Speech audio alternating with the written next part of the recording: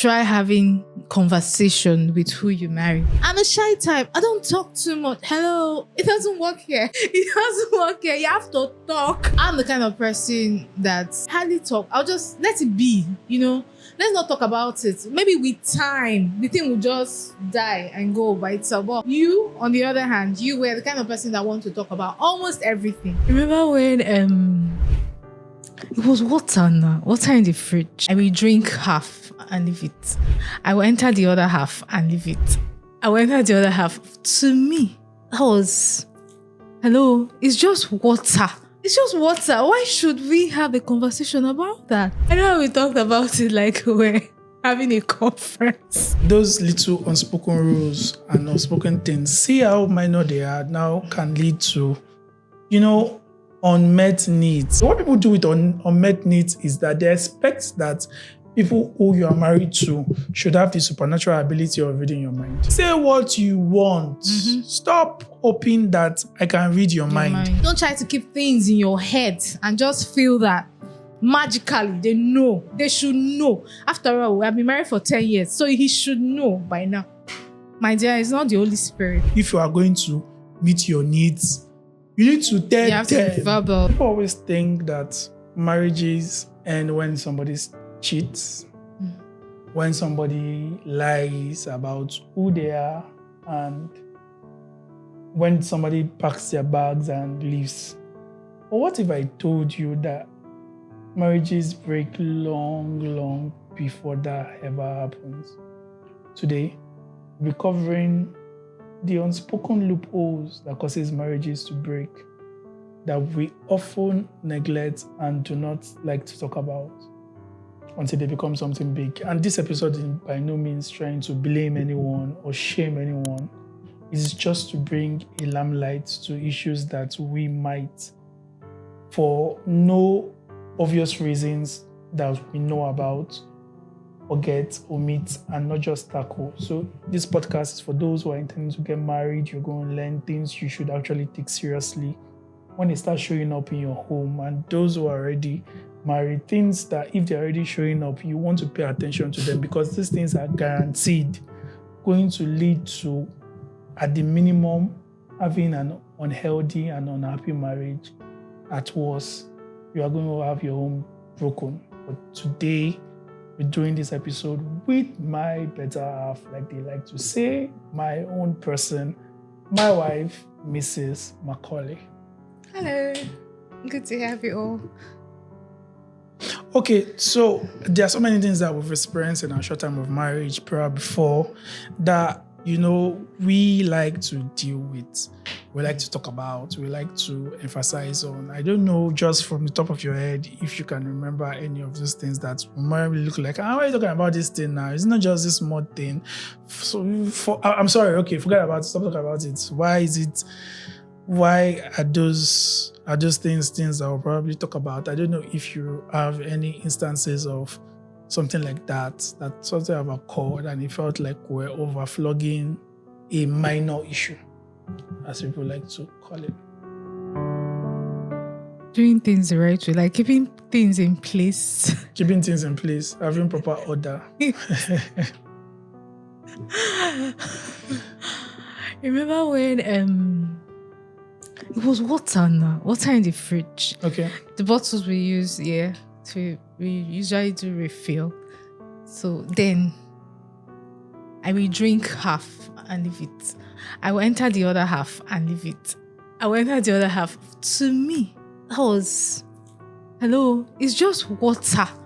And probably I'll come back and drink another half. But it's just water. Why should we have a conversation about that? I see. So, I know we talked about it like we're having a conference. Yeah, I think on top of my head, that's just like one of many examples. Many examples of things like that. So and those little unspoken rules and unspoken things, see how minor they are now, can lead to, unmet needs, because maybe one person has order going for them, it now becomes silence crack okay, so let's just talk about unmet needs as the case may be, since we're kicking off from there. There are times where it's not just sex, many times we like to highlight how sex can be an unmet need in a marriage, where somebody wants to have sex and somebody's not getting it the way they want to get it, and how they want to get it and when they want to get it. Sometimes it's also not just money. Money is there and it's big. You want money, you want to get something done, and it's not just coming the way you want it to get done. And sometimes these things are basic needs that are not being met. But sometimes it can also be having help with the kids. Yeah. Having your partner help you with the kids. It can also be, you are exhausted and you just want somebody to say you are fine, you'll be okay. It could also be you are tired and you just want a foot rub or a hug, really. Or a hug, really. Because the Bible says hope defers makes the heart sick. So how have you experienced unmet needs not met, and how do you deal with it? How do we deal with it? Okay, yes, I have different times. Okay, let's just, for an example, the days I go to the market where I get to want to cook a lot, like we normally cook like a month's run food. So when I want to do that, then I come back. Then I get into the kitchen. I'm all busy. Like from the time I get home till, let's say, like 6 in the evening, I'm all, and there are times you just pass the kitchen to get something, or you just pass, you just pass to get to the sitting room and all that. And deep down, like, I just wish my Lord just hug me from behind and say, well done, babe. Is there something I can help you with? Which I know that you might not be able to help me do anything, but just that saying that just gets me. Like few weeks back when we cooked, you actually came like, is there anything I can help you with? I just laughed. That was just very, should I say, comforting. Mm-hmm. You couldn't do anything for me. I know you wouldn't do anything at that time for me, but you just asking, you just caring, like just being concerned was just got to me. It was not just about, okay, we need money for food and here, that's the money, and then you're off. Mm-hmm. Whatever way I want to cook the food, that's my own. You were actually, that was very supportive, and I really liked it. So I think that's one of them. So you got that need service. Yes, I did. But I mean, there's no way, we're not a perfect couple. No. There'll be times where we've not gotten, or I have not gotten a need met by you. I mean, you wanted something done and I couldn't get it done. How did it feel for you? How did you process it? What did you do about that? That's what I said. Like I said the last time you actually came. That was the one I met. That was the one you met. The one I did not meet. The truth is that those times I became cranky, and I'm like, yes, thoughts were just running through my mind like, okay, I've gone to market now. Only me will cook this food. Only me will finish cooking. But there are just things going through my mind, and it just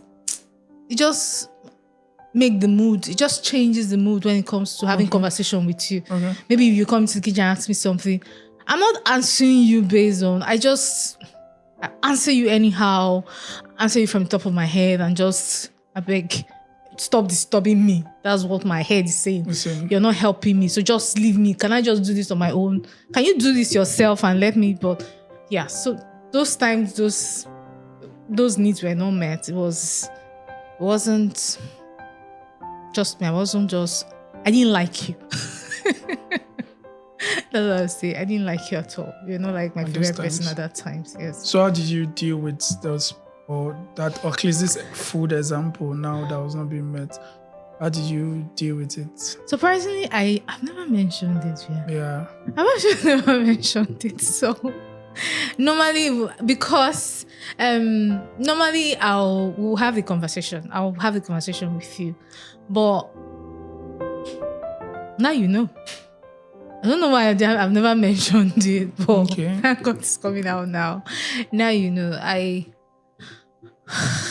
Maybe I thought like something that was not so big of a deal, but actually You actually ranted. So that's the reason why this episode is important. And maybe that's the reason why the Holy Spirit wanted you to be the one to be on this episode on this, because this is a typical example of what happens with couple relationship, and because this is probably fresh for you, it just happened in recent time, and you're not keeping score. And that's the thing with unmet needs. They are not needs that you are keeping score of. It's not like this thing happened and you've taken a grudge, this thing. It's something that it just happened and you've waved it off. But there's that subtle thing that is not met. Yeah. That if it constantly stays unmet and unchecked, it will ultimately build up resentment. Yes, resentment. Yeah. So, I mean, it's something that you've mentioned you've never mentioned this before, but I get it some days and I don't get it some days.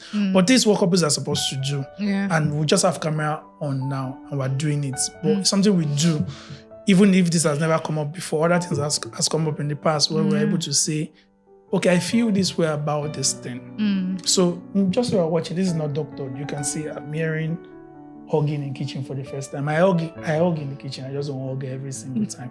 But now that this is a need, guess what my response is supposed to be? Always come and hug and have a conversation in the kitchen. Yeah. Because unfortunately, what people do with unmet needs is that they expect that people who you are married to should have the supernatural ability of reading your mind. Wow. You're not the Holy Spirit. But even you do that, and I do that too sometimes. So nobody is perfect, but this is supposed to be the way. And we have to work at it daily. Yes. And we're putting this camera to say, hey, we're great, but we're not perfect, and we're working at it. Because if you don't have this kind of conversation, so you have to make room for these conversations to be held. Yeah. And say, I kind of like this thing. I kind of like this one. For a man, it could be that you just want your feet to be rubbed or your head to be rubbed when you come back from a long day at work. Yeah. You don't want to talk. You don't want to have a long conversation. You maybe don't want to even have sex. I said maybe, like you eventually have sex if you give you. I know that part. But maybe the need was just, I won't feel seen. I've gone out there.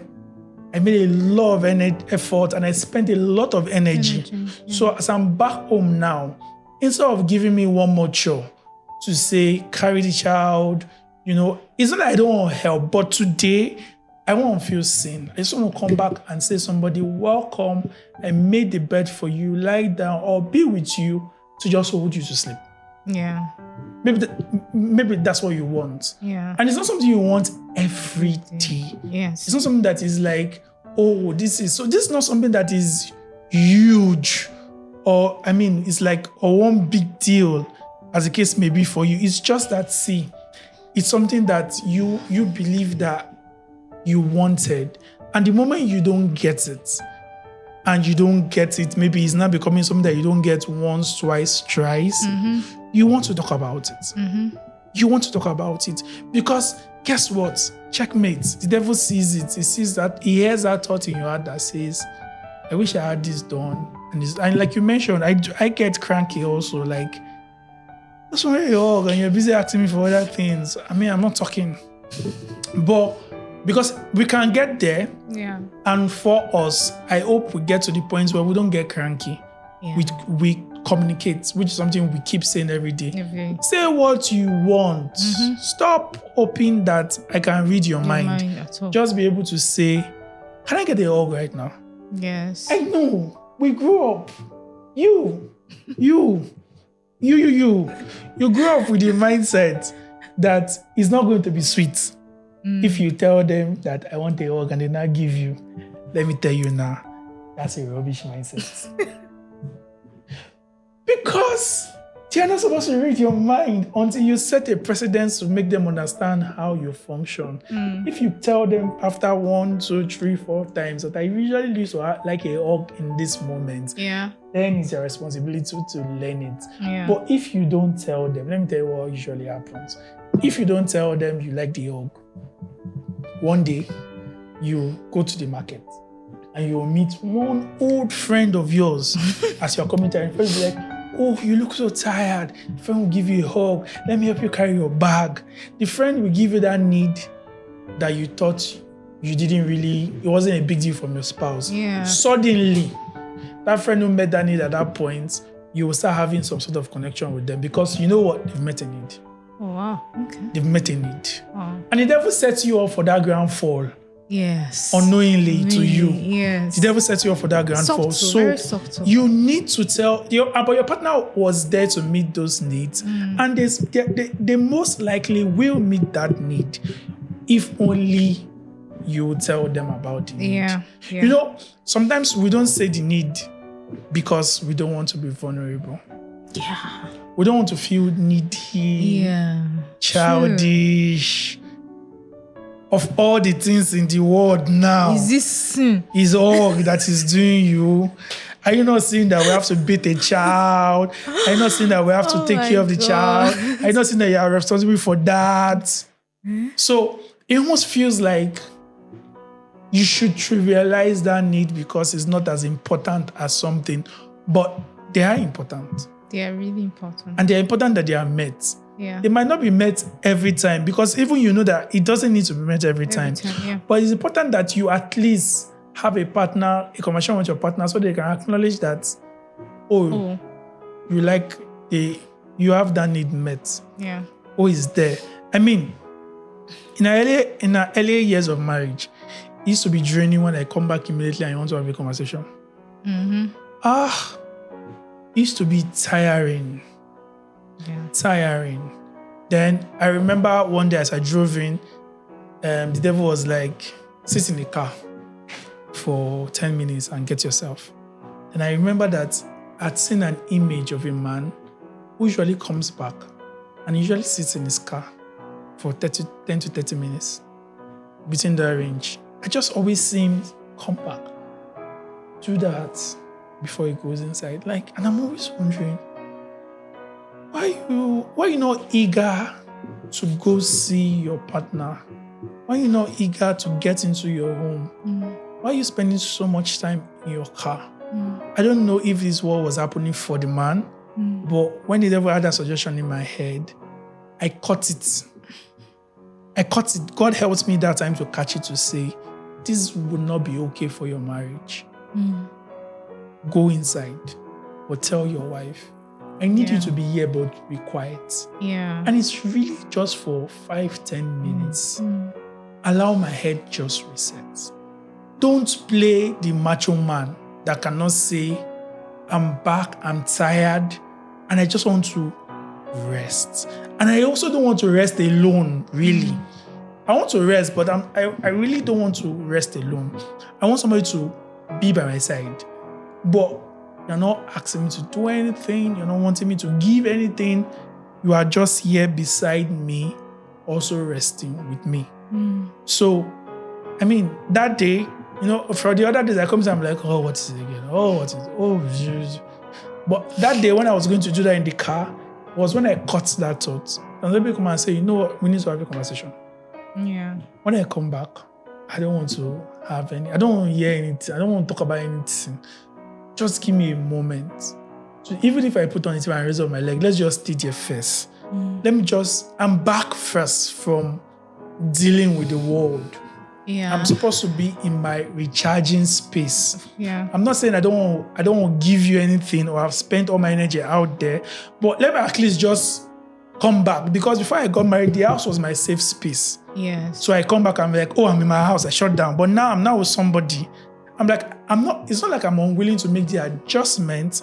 I am just saying, give me time to recharge. And that conversation was hard. Yeah. And it's almost like a norm now. Yeah.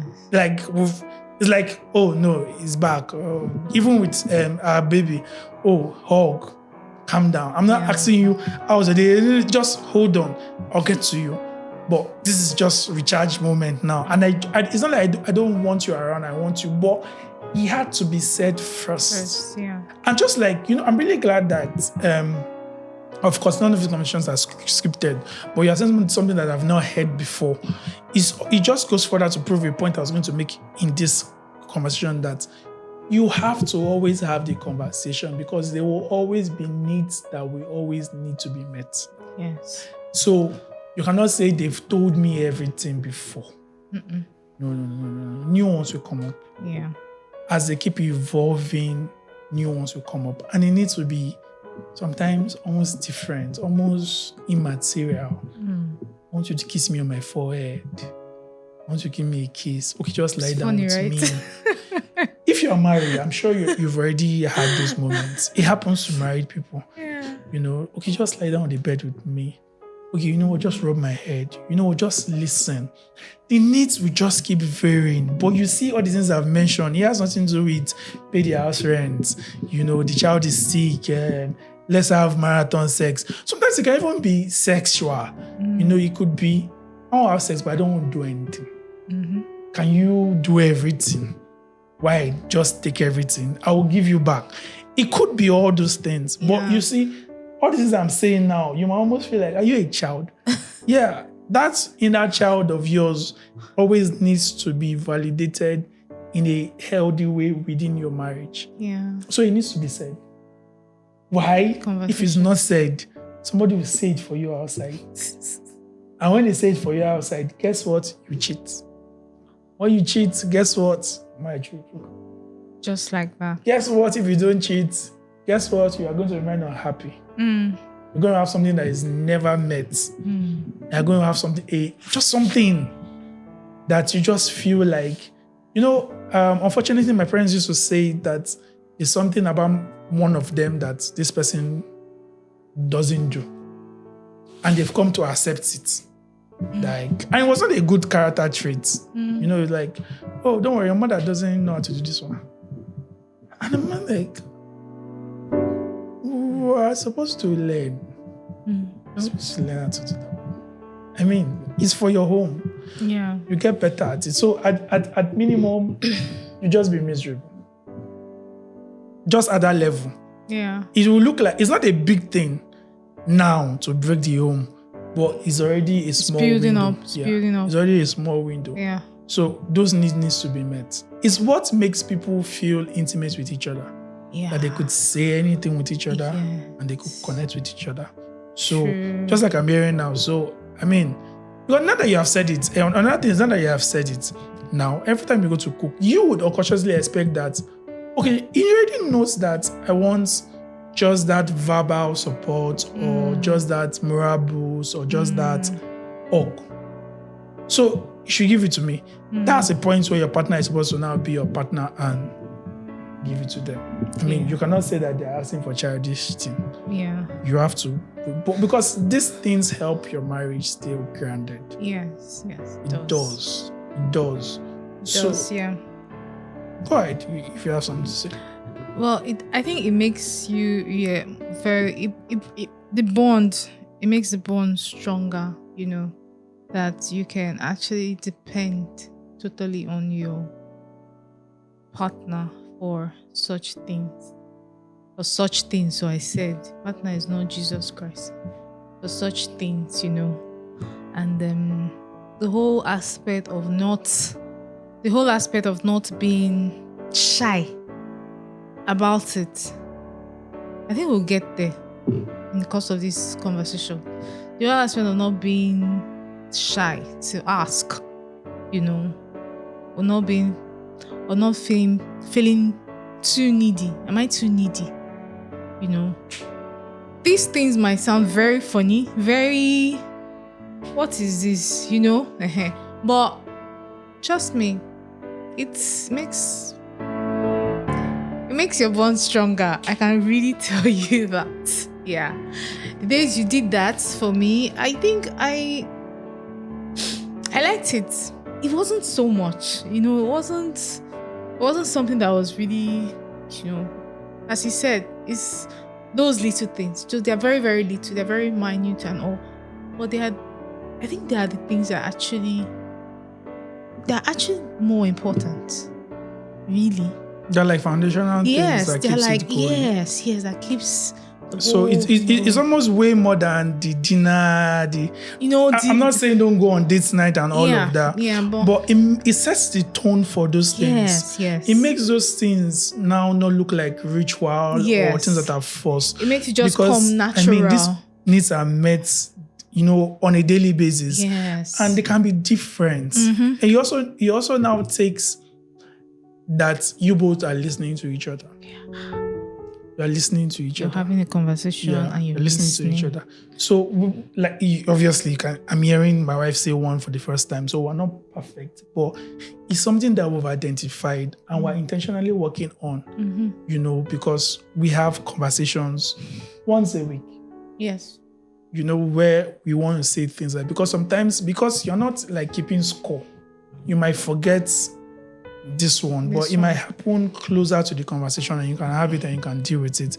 Another area I want us to talk about is road gaps. One couple is reading. The other is watching TV. The other is watching TV. And eating. And eating food. One couple that was a funny is having a conversation with is learning something about tools and AI and or is learning something about making money. It's just one couple is just growing. The other couple is just chilling, as the case may be, and it's like, be growing your grow. So the question now is, it's like almost those people who have that sad story. I don't even support the situation. But it's just something I'm trying to make a point where somebody who didn't go to university sponsors somebody to go to university. And the person now graduates and says, I can't marry you because, we can't speak on the same intellectual level. But it's true. It's true. Like I said, I'm not talking about the situation. I'm just saying your marriage can now be like that. Yeah. You can't have conversation with your spouse at a certain intellectual level. You need to look outside. Yeah. Because you want to have that conversation. You want to learn something and say, oh, I learned this, I'm processing this. And these are things that opens door to people who cheat. Hey, hold it. I know I just said people who cheat. They are serial. I'm not talking about when you find somebody that's already cheating. We'll deal with that one. I'm just saying these are subtle things we don't talk about that breaks this home. This person, he needs to have this. They need to come back and tell you that this will happen at work, and you have no clue about office processes. You have no clue about the book they are reading. Let's even say they're even watching movie. They are watching the movie alone. They are growing in the movie industry alone. Oh my God. You know no movie character. So some of you are growing apart. Yeah. So how are you going to now have intellectual discussions with each other? Because you need to have them. Yes. Bible again says, can two work together except they agree. So now that you're not in agreement in terms of how your minds are functioning, who are you going to turn to? Your spouse will become an estranged person to you. Your spouse will become an estranged person to you. Yeah. So, have you experienced that in our home? How are you dealing with that? I've really experienced that. Okay, yes, I can say, at first, it felt like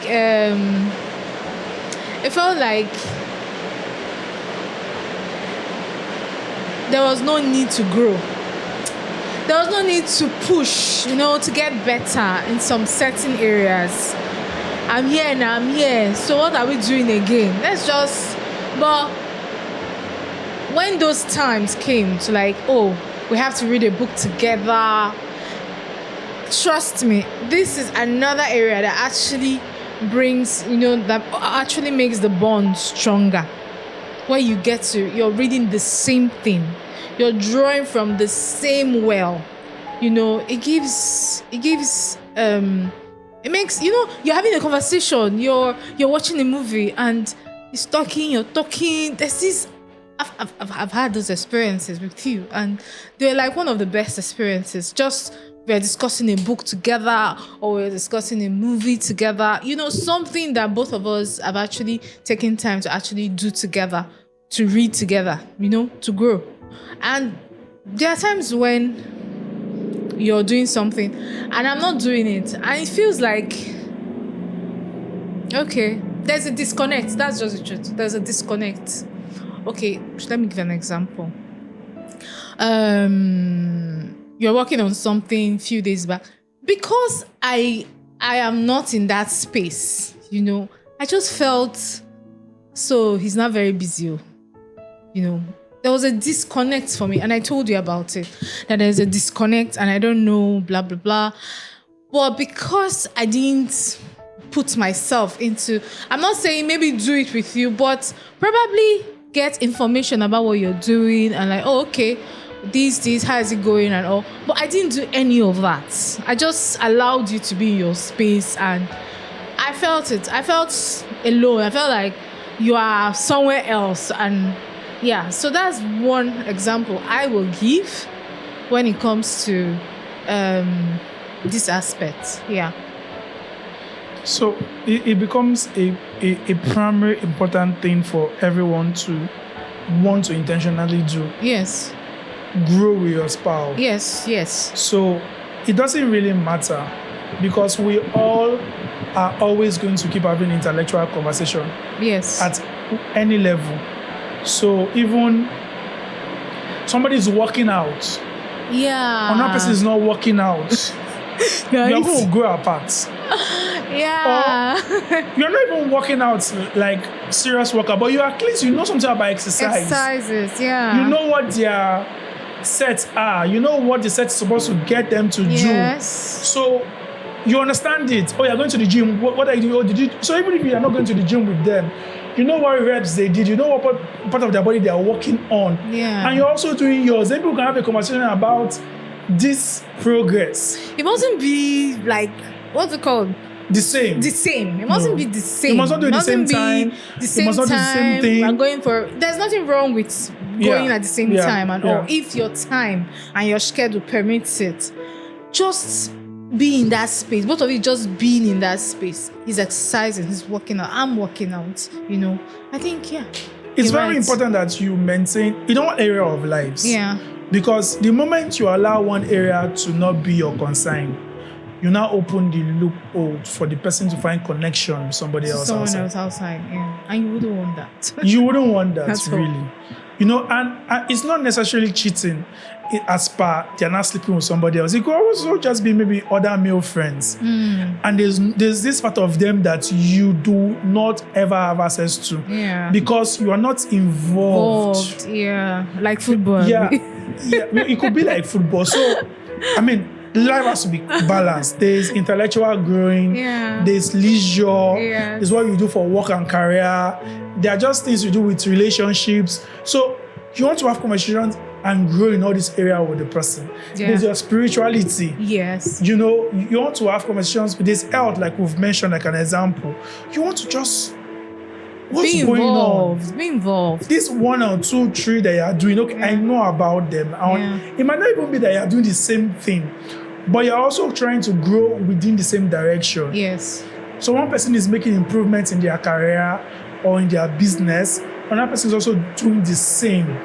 So that you people can talk at the same level. Do you understand? Yeah.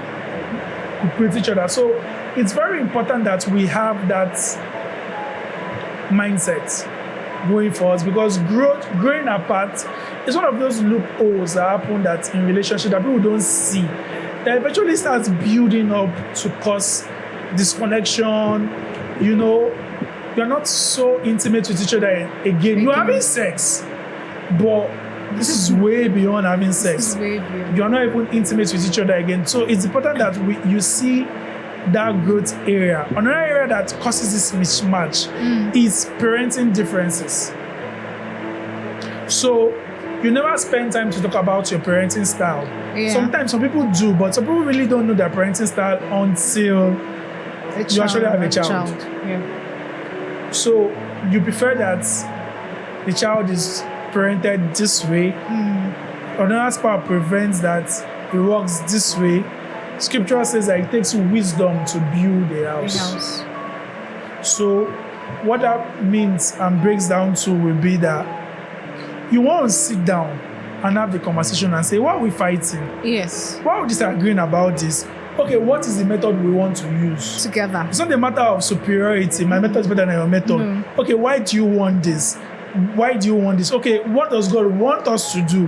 What is data showing as to this way of parenting? So we can both mutually agree. But you see, what we do sometimes is, you know what? parent your style, and I will parent my style. For one child, for the same child. Then eventually, when something happens, we say, it's you that caused it. So you have one parent that is strict, one parent that is playful. Yeah. Then the children also understand that dad is like this, mom is like this, which maybe growing up, okay, we didn't really know that as when it comes to our parents. Like me, I prefer my dad over my mom when I was growing up, because my father never laid his hands on me, like try to punish me or something. He never did. So it was like my favorite parent. But my mom, she will yell. She will, she wants advice. She wants to, you're not supposed to do this, you're not supposed to do that, and all that. But my dad, no, very subtle. So I kind of had a favorite parent growing up. We don't want that for our children, This is something that could be discussed. Communication will always be important when it comes to marriage, how to run it, family, children. You people have to communicate. And when you do that, it really helps oneness. So that the child knows that if I go to mommy and says this, I want this, and mommy says no, guess what? Daddy is also going to say no. It's because of they're in alignment, they've agreed, they've created a value, or rather, we've created a value that guides our home. This is what we do. You can't come to me for something, then you go to daddy, and daddy gives you, but mommy does not give you. Guess what? That is my favorite person, So when mommy says no, daddy says no. There's oneness, there's an agreement, and that helps the home really. So, apart from what it does to the child, is the sort of thing it does to the couple themselves. Yeah. One person feels like, okay, this one doesn't do my style, so I'll just let you do your style. So is that subtle disagreement there? Yeah. Go be playing now, play or play, do your thing. Me, I'll be my street. And is that subtle? We're not the same person we're parenting, and we cannot even come to an agreement. So the best we can do is I'll let you do yours and I will do mine. And we know mentally that again we're not the same person. Then suddenly you're having you would always know with pointers when you start talking to people outside. You're having a conversation with somebody else outside. Person agrees to your parenting style. Oh wow! And there's a light bulb in your eyes. You see. Yeah, you're not willing to jump to bed or anything with the person, but suddenly you now find a layer of stronger bond with somebody outside for a bond that you should have had inside. So it's that sort of thing. Then when they become issue, it compounds in your head. Or see, these things that we have said now, whether it's growth or it's unspoken word or parenting, it begins to compound and say, go now. After all, you start saying, well, it's not even doing the way we want it to do, and all of that. So these things start to compound, and that's why you want to watch them. Yeah. That's why you want to make sure that the discussions are met, they are spoken about. You want to make sure that, what are mutual agreements? It won't always be comfortable for both of you. Yeah. But you are willing to always adjust to what is comfortable for your family. Yes. The family vision takes precedence over your personal feelings and emotion. Yeah. The fourth area I want to talk about is, mismatch stages. People forget that in marriage there will be transitions. Yeah.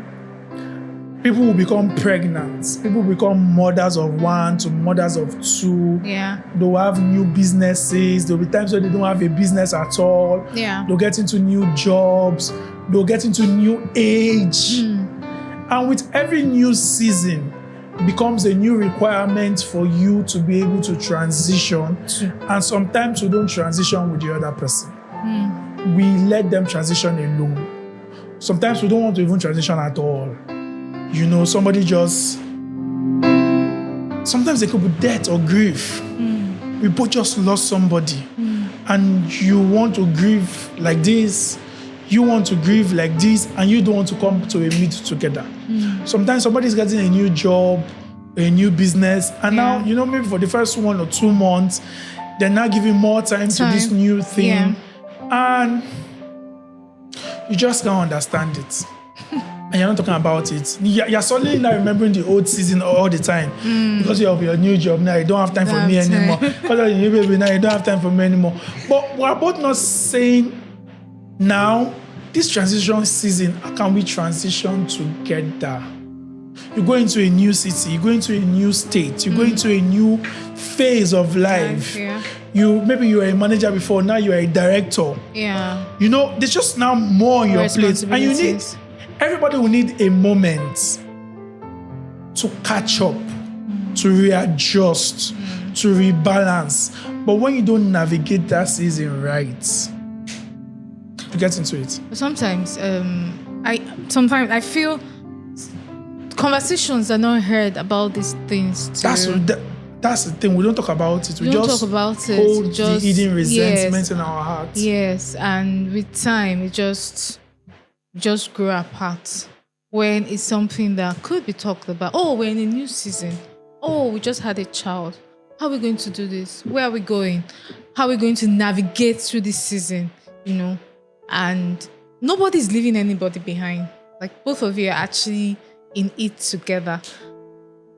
Communication. So what happens is that one person always feels left behind. Yes. Or the other person always feel like you are demanding and being insensitive. Yes. Because both people are not willing to come to the middle. Yes, true. And it will take both of you willing to come to the middle to say, okay, so how much time do you really need? Maybe a month. Let's come back to review this rather. I need to transition. I need to balance this. I need to work on this. I need to check that. You know, it's just something that both of you need to do because you are always going to have season. Women will move into menopause. You need to deal with that differently. You get the men will move into seasons where they call midlife crisis. That's if you're not already living with purpose. Yeah. These things can be physical. Yeah. These things can be mental. It also can be emotional. Sometimes it can be financial. But transitions will always happen in the marriage. And when you don't handle those transitions well, you begin to leave this room, this window for hidden resentment, hidden disconnection, you know, feeling apart from the person. And again, because this becomes a primary need for you, social, but primary, the devil opens the window. No, it's not the devil. The devil himself, I've accused him a lot on this particular episode. You allowed him your need that needs to be fed. Yes. Drives you to get it fed outside. So this particular conversation reminds me of when we had our first child, our daughter. I really, really, really thank God that we had to build foundations before we even got married, especially when it comes to communication. I'm the kind of person that I hardly talk. I'll just let it be, you know. Let's not talk about it. Maybe with time, the thing will just die and go by itself. But you, on the other hand, you were the kind of person that wants to talk about almost everything. Everything. If there's an issue, if something is not okay with you, if it's not comfortable with you, you want to talk about it at every point in time. We just, can I talk now? Can we talk now? Okay, when you're ready, can we have this conversation and all? And with that, I gradually, in fact, I'm the one that wants to talk more now. Yeah. So I really thank God that happened, because if that didn't happen, this thing they call postpartum, I don't think I really had it, because at every point in time, I wanted to have a conversation with you. Okay, we have a child. Oh, babe, this is happening. Oh, I can't take this right now. Oh, I'm tired. Oh, I had you to share these things with. Imagine if I wasn't sharing with you. Then I had a friend outside. I was always calling to check. How are you, Jane? You just gave birth. Are you okay? Have you eaten? What can I do to help? And it could be male or female, really. It really doesn't matter the gender. Before of course. I will even be looking for opportunities to just, have a conversation with that person. Yeah. And going very far away from you. So, yeah. Okay, so which leads me to another one, which is vulnerability. Oh, wow. Because all of this would have to happen with people who are willing to be vulnerable. And vulnerability now becomes very difficult. It's a full topic on its own. Yeah. But it needs to be said even in this particular episode about this situation, because sometimes you would have tried talking to your spouse the first time and they didn't get it. Or maybe they used it against you, unfortunately.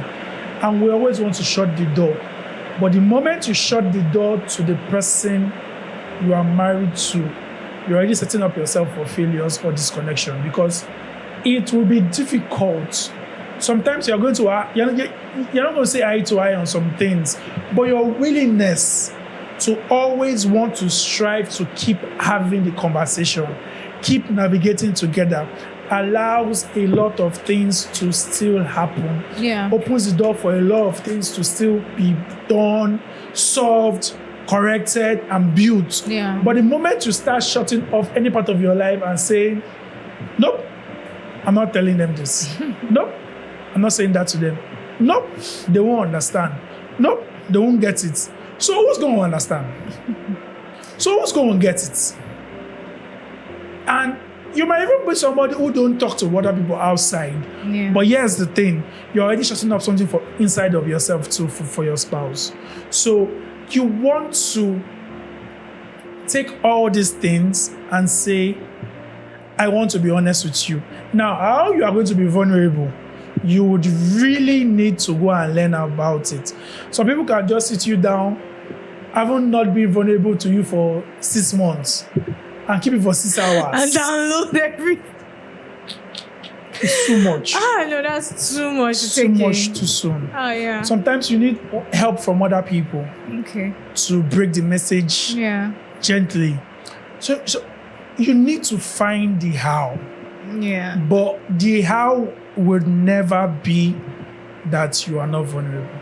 Yeah, I think that's also very, very, very, as much as every other thing is important, vulnerability is that, it's like, how will I put it now? It's like the backbone of being intimate, of being, of your bond with your partner. Really, that's what I would say. Because I know that, again, I don't like oversharing. Maybe I'll share surface. I don't like oversharing. I don't know how to sit down and just pour out my heart. Like, you mean I should tell this person everything? Just pour.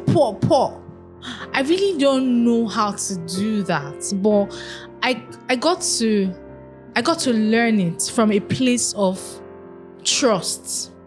From a place of, this place is safe for you. This place is safe for you to talk. You can talk. I'm your safe place. You can actually talk to me. You can actually... The truth is that some people have been hurt several times over trying to be vulnerable, and you just hear it outside like, what? So most time they just lock up that never again. I don't care who you are. I'm not going to say this, So yes, so it has to come from a place of trust. It has to come from a place of a safe place. That place has to be safe for your partner. So you that are looking for your partner to be vulnerable, have you made that place safe enough for your partner? Does your partner feel safe with you to actually talk to you, to actually be vulnerable with you? Because if they don't, I'm sorry, it's not going to happen. And you know what that leads to? Cracks and drifting apart and all that. So yeah, that's what I really think when it comes to vulnerability. Yeah, very important. What a lot of couples need to realize that secrets are a symptom of disconnection in your marriage. Yeah.